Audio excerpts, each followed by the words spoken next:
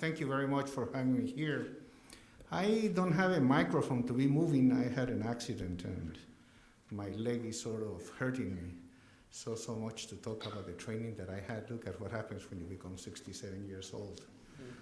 But yes, as it was said, I was born in Guatemala, and when I finished high school, I had decided that I wanted to become different. And the most important thing it is the bliss that I had of being born to my father and my mother, two normal individuals that taught me that principles and values are not negotiable. So that's how I started it, and then I went to the US Embassy and I told them that I wanted to come to study to become an electronic engineer, and I had two small problems. I didn't have money nor language. But still, they gave me all the papers, and by September the 13th, 1963, I arrived in Vietnam, in Miami, with my legal documents. And I have to do it fast because they gave me 15 minutes for 50 years of experience. And then on April the 15th, 1964, the Army wouldn't take me. I couldn't communicate with them. But the Navy did me the favor to take me due to the fact of the tests that I did. I went for training in San Diego, California, and in Coronado. And in those days, we never said what we did.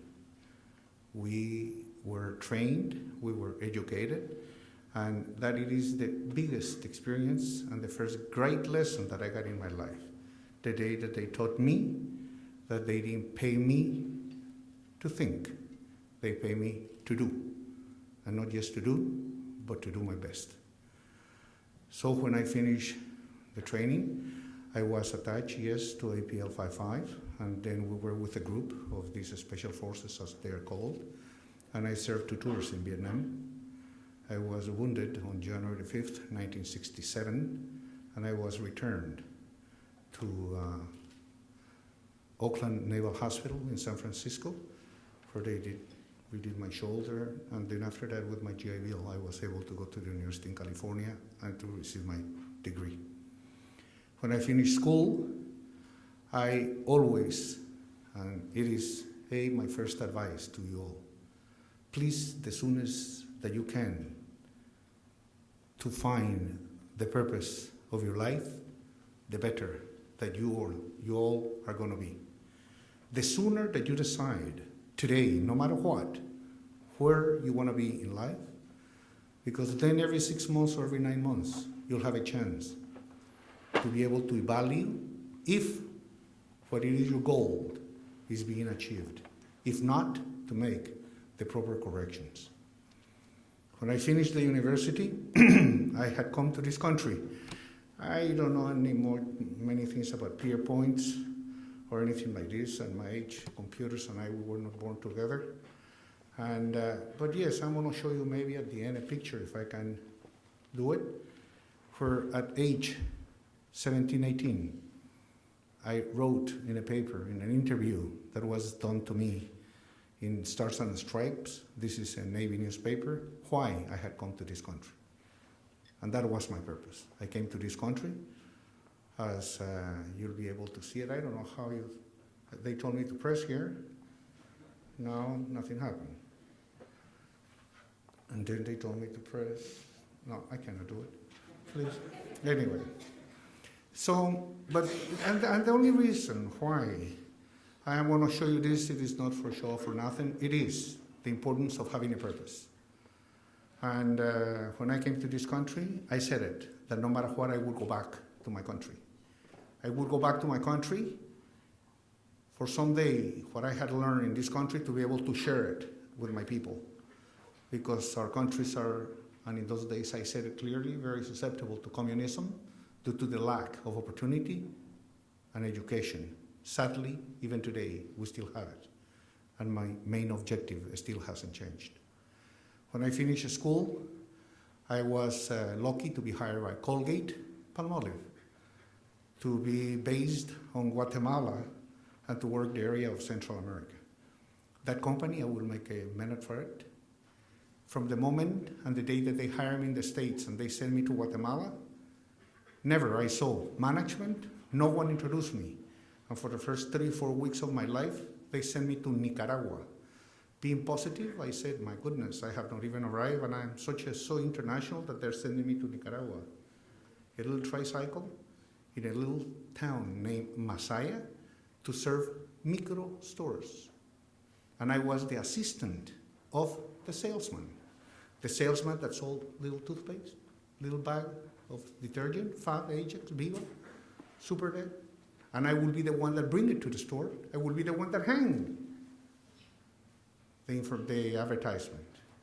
After 2-3 weeks of doing that, I went back to Guatemala, and then again I went to the office where were the headquarters. So they sent me to Honduras. In Honduras now they took me to what it is, community stores. It's different, the type of sales. It's different, the type of presentation. It's different, the type of products. So I came back, so they sent me to Salvador, supermarkets. Now and I was not the salesman. I was the assistant to the salesman. And I was the big old Vietnam, big University of California, big nothing. And then after seeing and serving supermarkets, I went back, and then they take me for the next 3-4 weeks to where really the true sales are done. Wholesalers, the market, where the volume, for how you distribute the business. After that, I went back to the office, next 6 weeks, finance department, to understand how they control the sales, how they receive the orders from Central America, from Guatemala, from Costa Rica, from Panama, from Honduras, and so on and so on. After understanding that, next 6 weeks to the factory, to see how the raw materials are prepared, to see how the product is produced, to see how it is packed, to see how it is sent.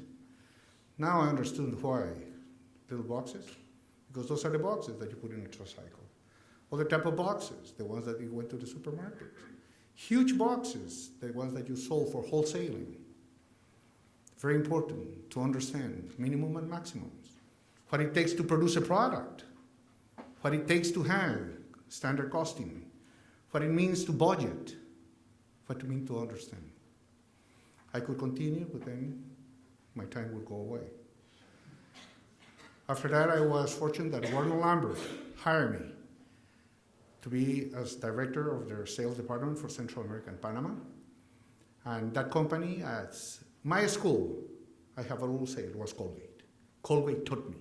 Colgate made me be, like the Navy taught me, discipline, and to learn to get the best of the bad and the best of the best, and never to look back, and never to feel sorry for what happened. Try to understand and move forward. Do I agree? No, but anyway. So Warner Lambert is fortunate that I had to be able to buy it afterwards, and I stayed producing the products until Warner Lambert, Warren Chilcott, and Park Davis was sold to Pfizer. Avon Products hired me to establish Avon for Central America and Panama. They wanted to transfer me to New York. My promise had been that I would stay in Guatemala. I became independent. My big break, it came when I got the franchise of Pepsi-Cola to establish it in Belize. I put a franchise of Pepsi, and I learned. I used to sleep. I used to go to find out what it takes to put a factory together. So I put a Pepsi-Cola, I put a brewery, I built 2 hotels, the Belize Biltmore Plaza and the Sunbreeze Hotel in San Pedro. They asked me to solve the problem between Guatemala and Belize, and I became the first ambassador of Guatemala to Belize, and then to negotiate with the governments about what kind of relation. And in these days, finally, is going to be negotiated and accepted, the final agreement between the countries. After that, my life went up. I went back to Guatemala. I went on construction of buildings, and I had to purchase a bank. And then came the biggest why and how did I learn about investment banking? Why did I criticize the banking systems in Central America? Commercial banking cannot develop our countries, and that's why we are today, wrongly. The World Bank and the IMF decided that the telephone companies had to be privatized. Before learning about it, I went first to understand about investment banking, what it took for me to be able to fund it. The problem was not how to find $1 billion to buy the company. The problem was what I was going to do to have the fuel of the $2 billion in cash flow that I was going to need in CapEx to be able to make the company move forward. From 135,000 telephone phones to the 17 plus million phones that there are today. And I prepared a plan for Guatemala, El Salvador, Honduras, Nicaragua. Gonzalo Valdez Fauli, who is one of the trustees of this university, he was the chairman of Barclays Bank. He walked with me, and he's a very close friend of mine today. Everything that I'm saying, he was next to me because then, and I don't have the time to explain, that company became what it is. And I'm proud what has done for our country. But I learned to meet people from Telmex, Carlos Slim, whom I know him quite well. He made me an offer in which, let's say that the way he works is different than the way that I work. And I chose that it was time for my next step. My next step, it was what I had said. I had come to serve my people. I had said to my family, I had said to my children, I have said to everyone that works with me, the biggest asset that a company has is the people. And that is exactly what I take care of it, in every company that I have worked. And I hope you all, as I said, the sooner you find what you want to be, the sooner you find what you want to do, the sooner you find who to work for someday, as very well Oscar said it, a person that doesn't dream doesn't have ideas. A man that cannot plan his ideas doesn't have nothing to manage. The man that is not executing through management the plan of his ideas, of that dream, doesn't have to think. And in life, if you learn and if you were taught how to plan, how to manage, and how to execute, then you will be able to delegate. And by delegating, many people don't do it, not because they don't want to. They don't do it because they have not learned how to do it. And that is part of carry on with entrepreneuring. The most important thing then it is to be able to have those peoples that are going to be, as Oscar said, the ones that will take care to make the project move forward. But there is two things that you cannot hire: who to dream for you, and the most important, who to think for you. And that is what you are. That's why I call you the future. It's not popularity contest. It is results what counts in life. And then in this country that I was willing to give my life, and I honor and I love it, it is because here is where I learned to be what I am. And here it is where I have developed, and I have my children, and it's been a pleasure truly to be here with you. And before they start to tell me that I have to get out of here, oh, it's 5 minutes left? Oh, I thought that you told me. Oh, I misunderstood. You see, when you are my age, I thought he was telling me that I had already eaten the time. Anyway, then I will expand a little bit more in a small transaction that you might like, that telephone company, how to buy a little company like Telgua. I competed with little ones when the world, the IMF came with a plan that all the third world countries had to privatize their telecommunications because they were not going to be able to economically develop themselves unless they were to have communications. I agree. But I had gone for 5 years with who became vice president directly at all the levels in Citigroup when we came together, to work for years and to understand about, as I said, investment banking, many things that I don't have the time to talk about it, and I wish I could share with you. But in New York, I truly enjoy Sandy Wales, you know, those guys, that they came and what they did, that we're paying consequences today for things that were done in a way that shouldn't have been done. But anyway, when I understood how I can fund it, and then I understood the future, that it does a telephone company, that company could not stop being for the benefit of the development of the economy of my country, of Salvador, of Honduras. There is no need for that type of foreign investment. You have to learn how it is done. Yes, there is other companies that we have to do it, as I have done it in China, after I went. And today I have an office in China to be able to mix the technology or what they produce that we should not produce, but what it is what we produce that we have to commercialize with them to China. So going back into the Telgua, I did prepare the whole plan, and I said it to my government clearly. None from abroad can outbid me. And there were small companies, MCI, AT&T, WorldCom, Telmex, Telefónica of Spain, all of them. And they used to treat them like kings. Can you imagine how my government treated me when I would come? The day on November the 13th, 1998, only my envelope, and I bought it for $705 million. And there was a shortfall of $200 million in what they did supposed to deliver in the balance sheet. And I remember calling Gonzalo and saying, Gonzalo, and he was in London, there's a shortfall in this cash flow. Can you secure me the funds that I need?